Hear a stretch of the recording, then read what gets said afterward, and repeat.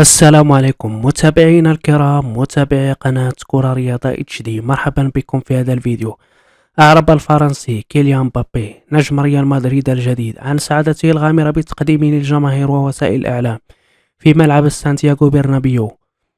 وقال مبابي خلال حفل تقديمه يوم الثلاثاء: صباح الخير على الجميع، سأحاول التحدث باللغة الإسبانية، إنه أمل مذهل أن أكون هنا وشيء لا يصدق. وأضاف: لقد حلمت ليال عديدة باللعب لريال مدريد، واليوم أنا سعيد جدا، وأريد أن أشكر الرئيس فلورنتينو بيريز الذي وثق بي منذ اليوم الأول. وتابع كلامه: أشكر كل من عمل على قدومي إلى هنا، واليوم أنا لاعب في ريال مدريد، وأرى عائلتي سعيدة ووالدتي تبكي. إنه يوم مذهل بالنسبة لي، ويعني لي الكثير لأنني حققت حلمي.